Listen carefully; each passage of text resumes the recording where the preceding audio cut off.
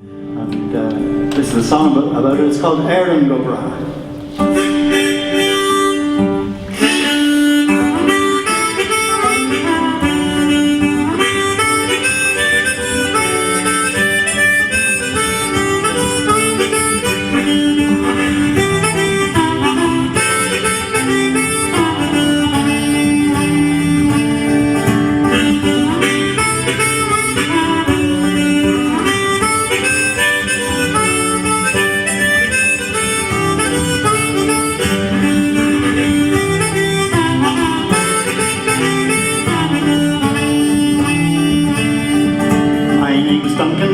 From the Shire of Argyll, I've travelled this country so many's a mile. I've travelled through Ireland and Scotland and all, and the name I go under's bold Erin Go Bragh. If bother a little I day.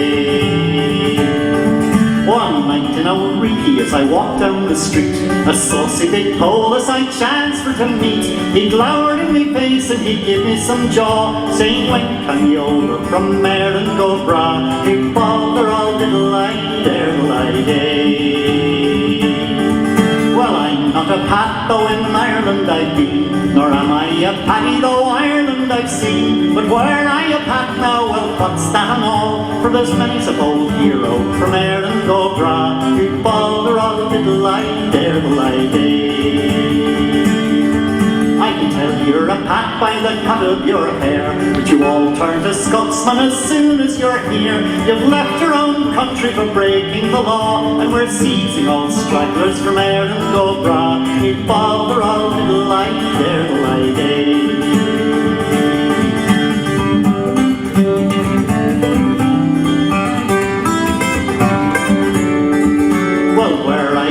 Me knew it were true. Oh, were I the devil, then what's that to you? Were it not for the stick that you hold in your claw, I'd show you a game played in Erin Go Bragh. Bother a little I day. Then the lump of black thorn that I held in me fist, around his big body I made it to twist, and the blood from his napper I quickly did draw, and I paid him stock and interest for Erin Go Bragh. Bother a little I day. But the people came round like a flock of wild geese, saying, stop that mad bastard, he's killed the police. For every friend I had, I'm sure he had twa. They were terrible hard times for Erin Go Bragh. Bother a little I day. But I came to a wee boat that sailed on the Forth, and I packed up me gear and I steered for the north. Farewell to old Reekie, your Polis and all, and the devil go with you, cries Erin Go Bragh. Bother a little I day. So come on, you young people, wherever you're from, I don't give a damn to what place you belong. I come from Argyll in the Highlands so broad, but I ne'er took it ill being called Erin Go Bragh. Bother a little I day.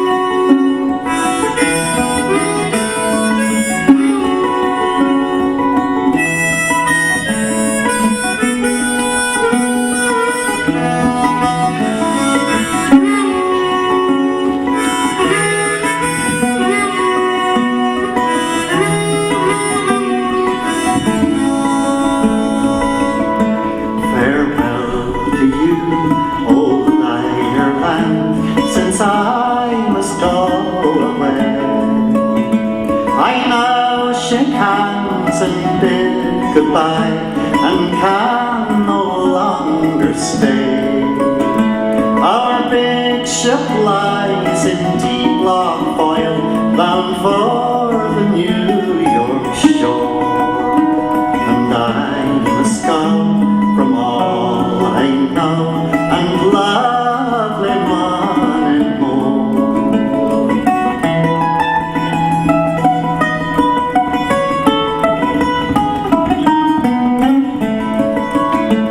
That little town encircled round with many's the grove and hill, where lads and lasses they do meet, for pleasure there's the rule.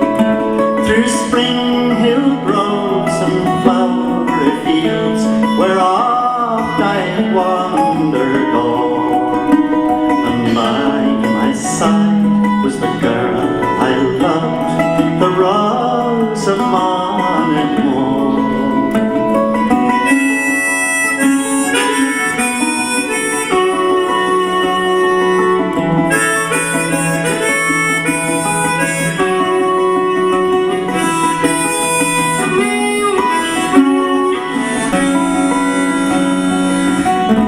How lonely is the pigeon's coo, and sad the blackbird's lay, and loud and high the thrushes cry on a long bright summer's day.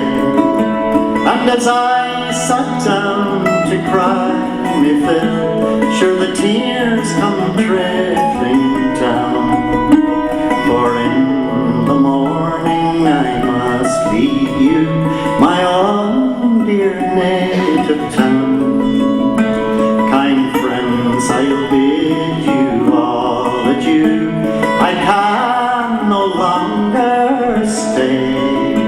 Our big ship sails tomorrow, and it's time I was away. So fill your glasses to the brim, and toast with one loud roar, and we'll sing in praise of Spring Hill Braes and lovely Moneymore.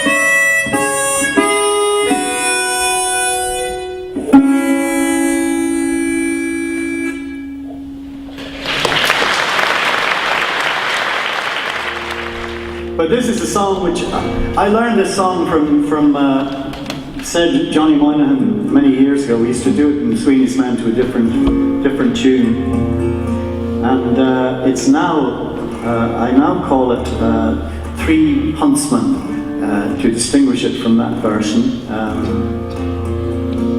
It's a murder ballad. It's a nasty little song. It goes like this.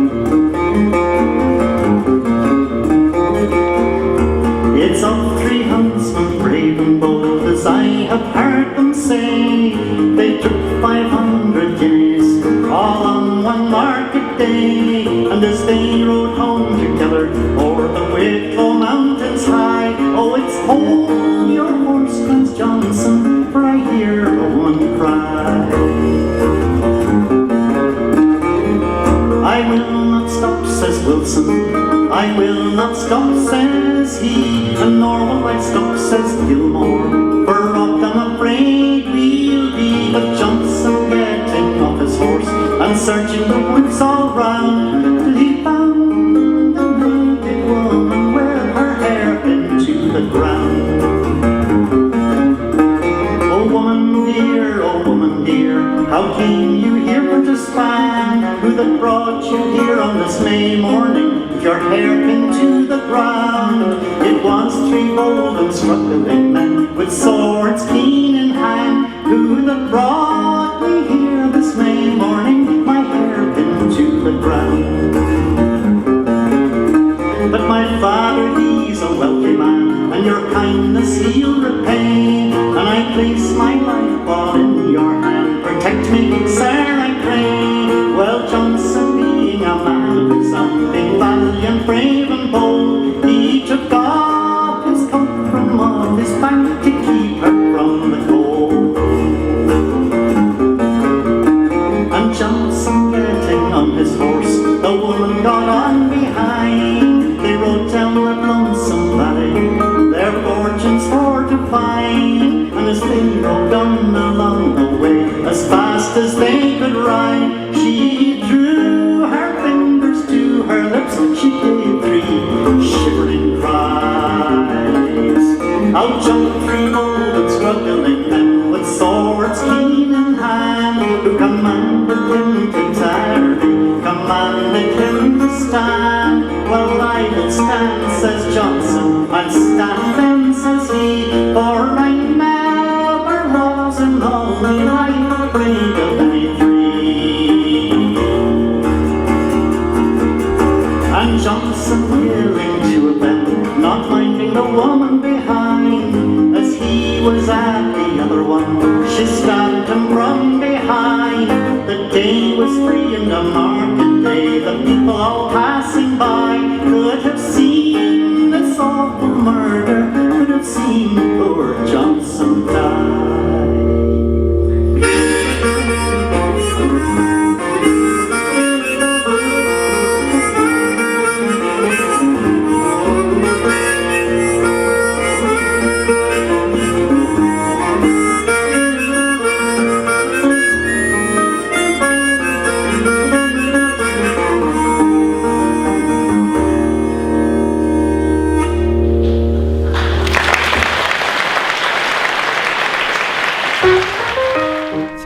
Whenever you say the name Andy Irvine, there's an immediately, if I read it in a magazine or an interview, you always see the phrase after, the icon of folk. Or you hear, you associate Planksty, the Sweeney Boys, Donald Lundy, Paul Brady. Again, the history there is huge.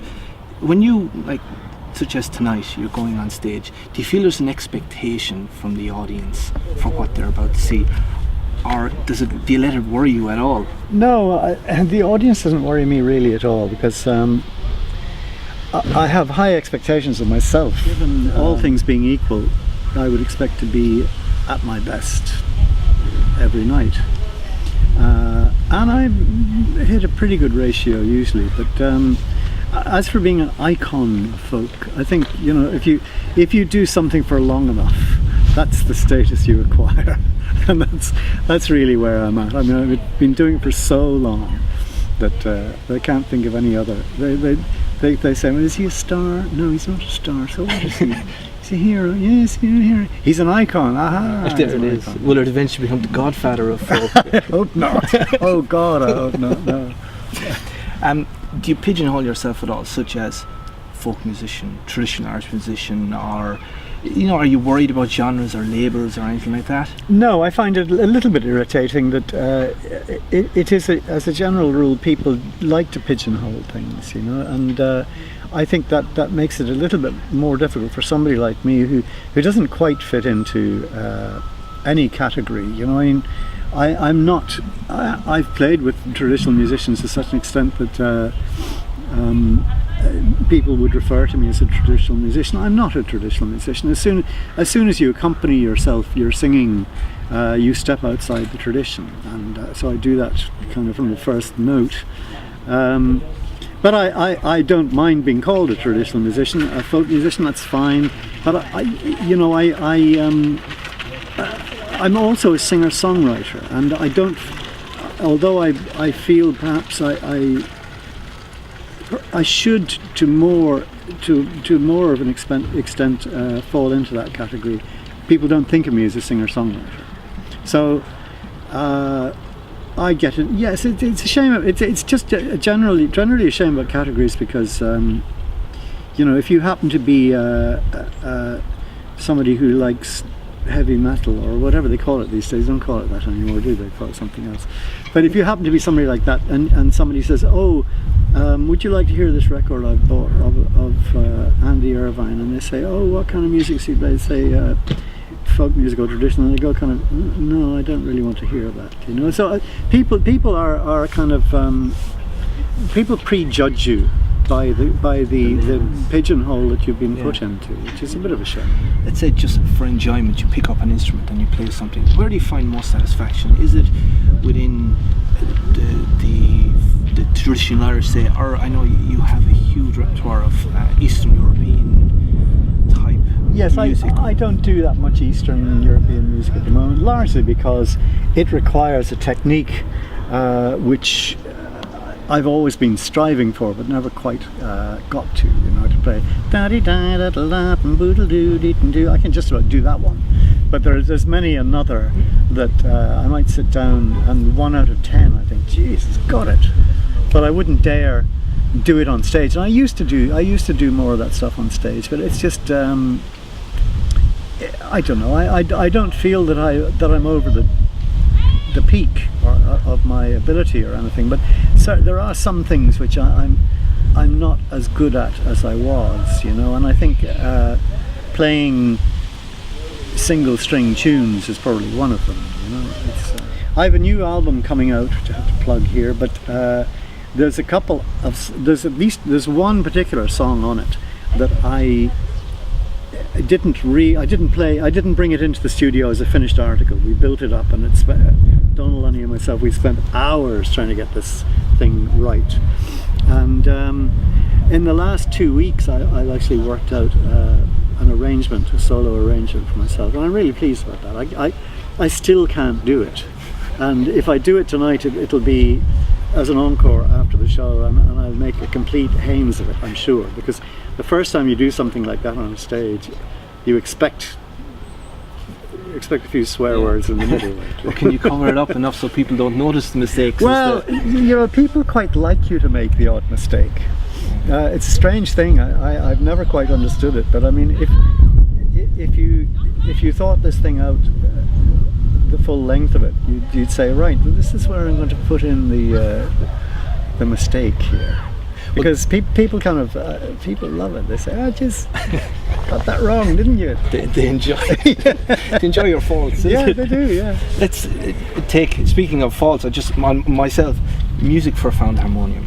It's I call it my great nemesis of a tune. How do you twist your fingers for the last bit of it? But let's say, where did that tune come from? How did you pick it?